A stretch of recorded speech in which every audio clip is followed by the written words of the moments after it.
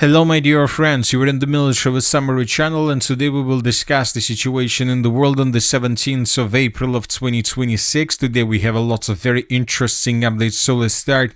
And during the first parts of the video we will discuss the situation in Ukraine, and we will start, to my opinion, with the most important update.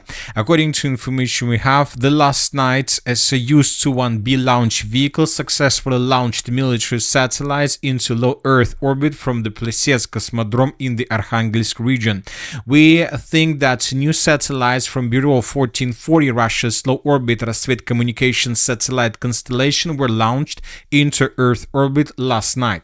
So the Russians launched the first batch of these satellites several weeks ago, and it seems that after the Russians launched their first batch of low-orbit drones, the situation in Ukraine has increased or improved significantly.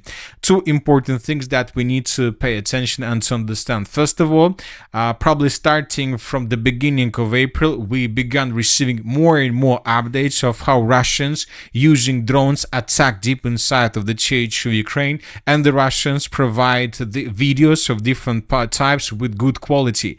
For example, in this video we can see how a Russian drone was attacking an object of energy infrastructure in the southwestern parts of the city of Kryvyi Rog, and during the first parts of the video we can see the first person view from this drone, and during the second part of the video we can see the same object of energy infrastructure but from another angle, which means that there were at least two or even more drones that were flying over this territory, and these drones were providing a very good quality picture to the Russians, to their headquarters. There are several options. Of course, the Russians probably could use the Ukrainian Starlink systems that were authorized illegally, or the Russians were using just a regular internet connection that's from the local places or something like this, or the Russians were using these new low orbit satellites that they started launching several weeks ago. This is a very interesting situation, so let's wait and see. But I would like to point attention once again to these pictures that were discussed yesterday. And as you can see, these are the roads of attacks of the Russian forces, and the most important thing that these roads are not strict. We're not talking about point A and point B. We're talking about lines. We're talking about maneuverings, and obviously, if the Russians maneuvers every single attack, this means that they understand what they're doing. And the only reason how to understand what are you doing is to have the internet connection and to see where exactly this or that batch of drones is flying, which means that it seems that since the beginning of April or since the beginning of the second part of March, the Russians have improved their internet connection through the territory of Ukraine significantly. As of now, we don't see the same things and the same results when talking about forces, soldiers, troops and vehicles along the line of combat contact. We don't see the improvements, but when talking about missiles, when talking about drones, when talking about aviation, we see a significant improvement from the Russian side.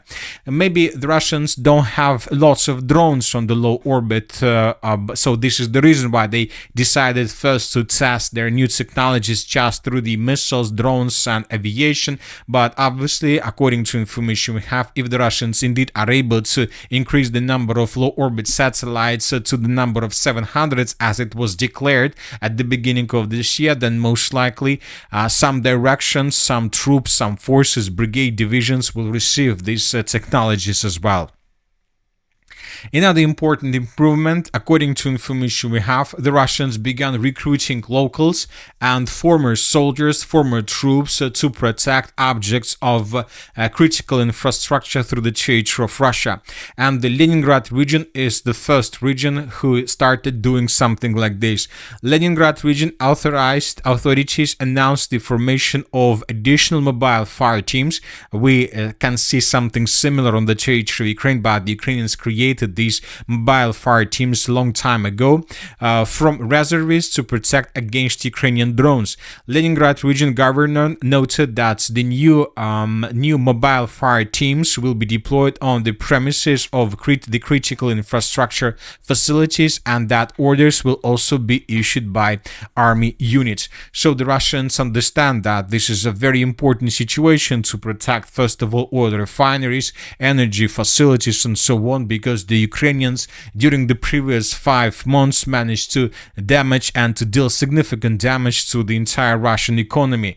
Just let's once again discuss the strike that took place yesterday in the area of the city of Tuapse, and here we can see a very big and very heavy smoke, black smoke over the Tuapse refinery, which means that this object of a critical infrastructure of the Russian Federation was significantly damaged by the Ukrainians, and of course the Russians are trying to reduce such situations in the future. And the only way to do this, of course, is to improve air defense. But sometimes using air defense systems is not enough to protect such objects. Sometimes you need a lot of mobile fire teams that can protect objects like this with just rifles, with just machine guns, and so on, because for example, of course, you will not be able to protect this oil refinery if Ukrainians launch missile. But if Ukrainians launch just regular drones like Luty, they are very slow, so there are very high chances that they can bring this drone down with just rifles or something like this. So that is why the Russians are planning to increase the number of these fire mobile teams with the purpose to protect the most important objects of energy infrastructure. But despite these attacks that the Ukrainians carry out almost every single day, the Russian economy is the strongest economy, remains the strongest economy in the world. Russia retains fourth place among the world's largest economies. 7.26 trillion was the size of the Russian economy at the end of 2025. Russia retains fourth place in the world, ahead of Japan and Germany, experts state. So this is the situation. Now let's move further, and I can't even imagine the level of the Russian economy if there were no sanctions and the Russians had possibilities to trade with oil and gas through the world. Now let's move further and let's discuss the situation in Ukraine. During the previous 24 hours, as we discussed, the Russians carried out another massive attack.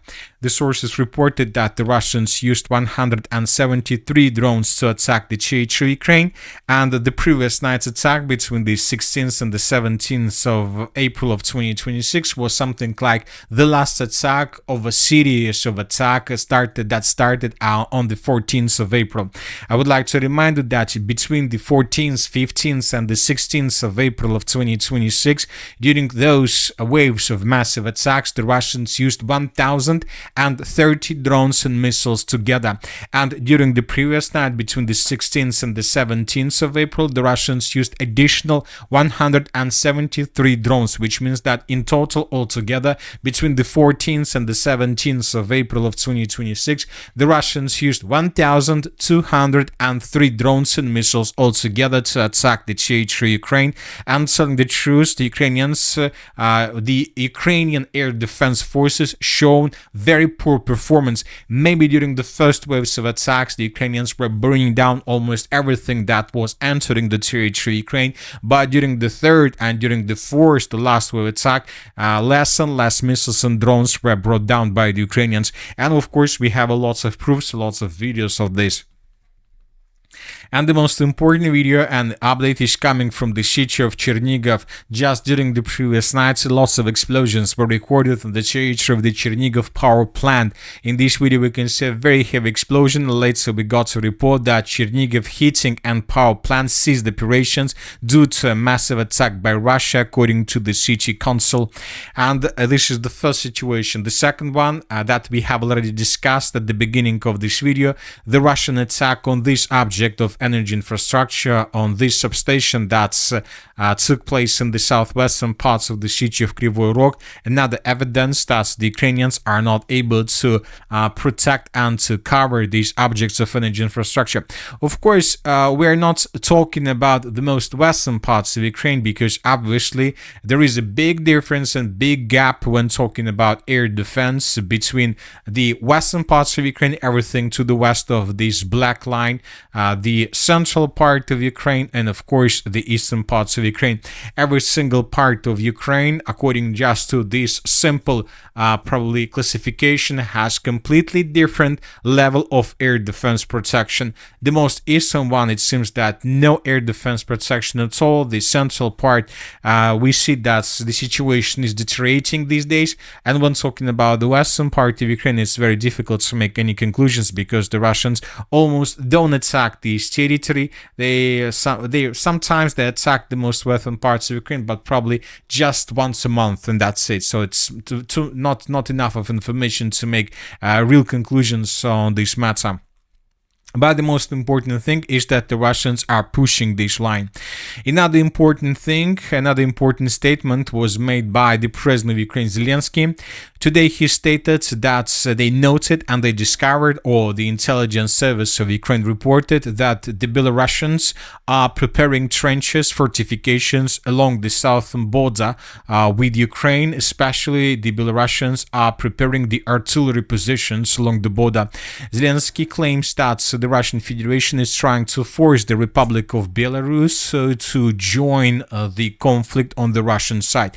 So let's wait and see, of course, what is going to happen next. But it seems that the Belarusians are just trying to stay on the safe side and to have prepared artillery positions, fire positions, and so on, because now it's something modern right now when talking about countries. Every single state in Europe, especially in the central part of Europe, the Baltic states, Poland itself, Ukraine, the Russian Federation, every single country in this region is building trenches, fortifications, and so on. Probably there's just one exception, the state of Belarus, but now we see that this state is begun to prepare trenches as well and fortifications. Now let's discuss the situation on the ground, but before we start, another important thing. Today Zelensky returned back to Ukraine. Zelensky wasn't in Ukraine during the previous days. He was in London, Paris, probably somewhere in the Netherlands, in Germany, in Italy, in Spain. He was traveling through the Europe while the Russians were attacking the territory of Ukraine. Today he returned back to Ukraine and he had a visit. He had a meeting with King Carl XVI of Sweden, and you know that Zelensky returned back to Ukraine and he met with the official on the territory of the city of Lvov, and it seemed that this is another time when he tried to use somebody from the European politics, even on the territory of Ukraine, just one purpose: to create a secure situation when the Russians will not attack him or will not attack a territory where he is located. So very interesting. Now we see that Zelensky is not able to move through Europe, through different parts of Ukraine without additional security, not just from his special forces, but without additional securities from the Western politics. As for the situation on the ground, the most important updates are coming from the Kharkiv direction, where the Russians, as a result of offensive operation, managed to establish complete control over the settlement by the name of Zybina. And these are the changes on the ground between the dates. This is, for example, the end of the 16th of April of 2026, and this is the end of the 17th of April of 2026. The Russians managed to establish complete control over the settlement, and this information was confirmed by different sources, by the Minister of Defense, by the Group of Forces North, and by different pro-Russian sources. And the most important, the Russian control over the settlement of Zybina was also confirmed by pro-Ukrainian sources. And in this video we can see how units of the 159th Mechanized Brigade of the Armed Forces of Ukraine were attacking the settlement of Zybina with artillery and with drones. So these attacks and this episode was geolocated. The Ukrainians were attacking this building where the Russian soldiers and the Russian positions were located. stated. So we have enough of proofs to make additional changes from the ground. The Russians, as we can see, continue offensive operation along the river of Volcha. The Russians, as of now, will try to finish the battle for this territory to establish complete control over the river of Volcha. So first of all, this is the biggest priority for Russians, to have strong positions on the Ukrainian side of the river, and only then the Russians most likely will continue offensive operation further in the southern direction towards the settlement of Bielый Kolodец. But today several pro-Ukrainian sources stated that the Ukrainians began a massive redeployment of their forces from the Kupiansk direction in the direction of Volchansk area with the purpose to organize defense and even to organize counterattacks with the purpose to slow down the Russians and not to allow the Russians to consolidate their positions on the Ukrainian side of the river. So, and you know that from one side the Ukrainians are trying to do something to stabilize the situation, and of course most likely they will counterattack and they will be able to maybe stabilize the situation at least partially. But the problem is not these things. The most important problem is that the Ukrainians, to stabilize the situation around the city of Volchansk, are taking forces from the Kupiansk direction. Today this was reported by many sources, and right before I started making this video, we started receiving reports that the Russians during the previous days managed to improve their position significantly in this area, and before the next video we will adjust the map, it seems significantly. It seems that due to the fact that Ukrainians took forces from the Kupiansk direction, now the Ukrainians and the commanders of this direction started suffering huge problems with manpower, and it seems that the Russians are going to use this advantageous situation with the purpose to restart the Kupiansk offensive operation and to establish complete control for this territory, and probably then they will continue offensive operation further in the western direction. So it seems that in coming days we will see lots of updates from the Kupiansk direction, but this time we will see and will receive most likely lots of strong updates and strong proofs that the Russians are advancing further and that the Russians are on the Ukrainian side of the river Voskol. So the Kharkiv direction is going to be very, very hot during this spring, late spring and early summer offensive operations from the Russian side. Now let's move further and let's discuss the situation in the Slaviansk direction. During the previous 12 hours, additional changes were recorded along MO3 road. These are the changes. The Russians improved their positions according to different sources, mainly pro-Russian sources, and the Russians continue their offensive operation. One of the most important battles is already taking place or are about to be started, and we're talking about the battle for the settlement of Raya Alexandrovka, the most important stronghold of the armored forces of Ukraine in this direction, and this is probably the most decisive battle. If Ukrainians lose control over the settlement of Raya Alexandrovka, the Ukrainians will not be able to hold their positions on the territory of the city of Nikolaevka, and they would be forced. Of course, they will first of all show resistance, try to show resistance, but they will be forced to fall back, and then the battle for the city of Slaviansk begins as well.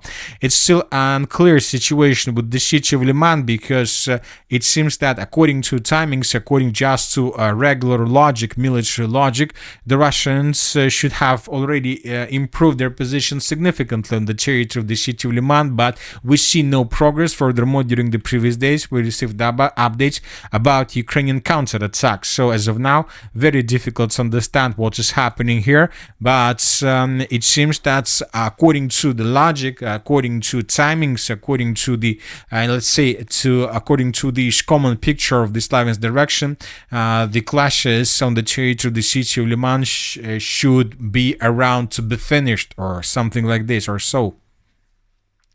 The city of Konstantinovka, small changes were recorded along the city limits without significant progress on the ground.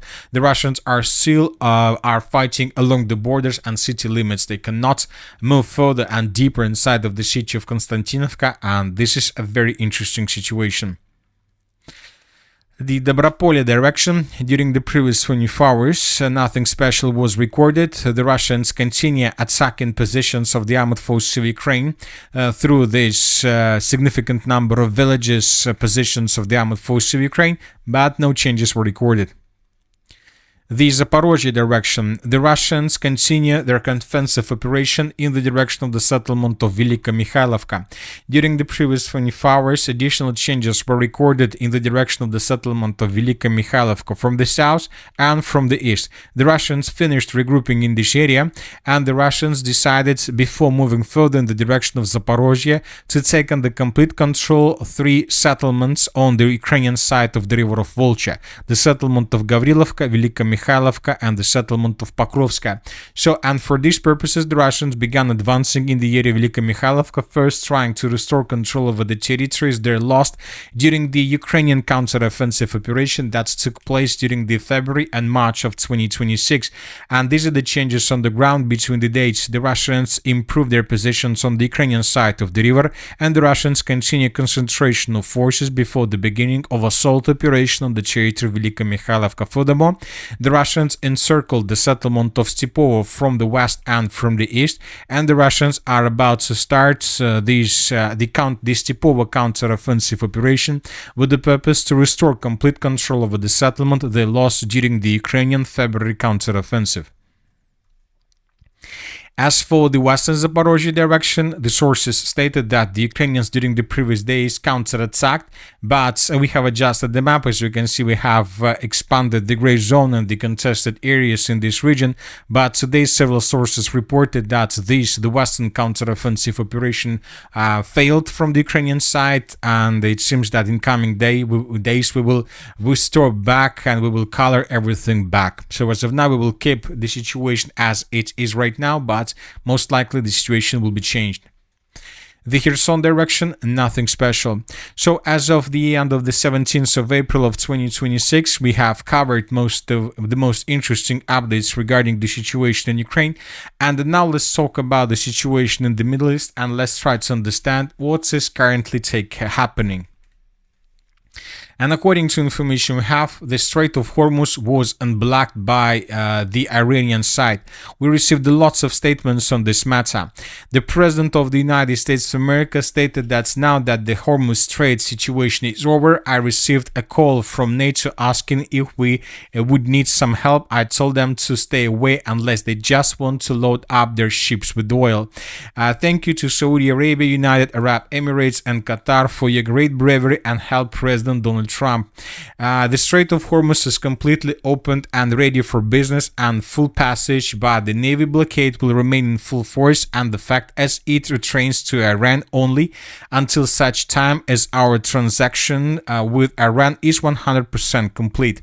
Another important thing, the US will get all nuclear dust created by our great B-2 bombers. No money will exchange hands in any way, shape, or form. Another important thing is that Iran has announced that the Strait of Hormuz is fully opened and ready for full passage. So this is a very interesting situation, because if you ask my opinion, I don't trust this situation for 100%. I would trust these statements and the opening of the Strait of Hormuz if all these things happened, let's say 5 days ago on Monday of the 12th on the 30th of April of 2026. If the opening of the Strait of Hormuz, let's say, started or happened 4 days ago, or 5 days ago during the Monday of the 30th of April of 2026, then I would trust this piece of news, because I know for sure that the President of the United States of America basically just 10 hours before oil markets close made this statement, and of course this statement forced the oil prices to go down. So we can say that the President of the United States of America is beautifully closing the oil market with his statements for the weekend. And we need to understand that even if there is a nuclear strike tomorrow, the price of oil won't even flinch until Monday. This is the most important thing, which means that the next 2 days everything might happen, everything is possible, and we'll see no changes. So during the next 2 days you can make lots of different things, positive and negative things, and the prices for oil won't change until Monday of the 19th of April on the 20th of April of 2026. So this is my opinion. I believe that this is exactly this scenario. But from the other side, the President of the United States of America closed the oil market on this this level, and with these updates, with the purpose to give the traders, to give investors at least 2 days to come down and to understand and to trust this update, and not to push oil prices higher on Monday without any reasons, without let's say anything happened during the weekend. So of course everything is possible. It's a very, very interesting tactics from the President of the United States of America. We see that he's trying to play with statements, he's trying to play with oil prices, and now we see that oil prices are very low. By the time when the oil markets close, maybe the oil prices will be even lower.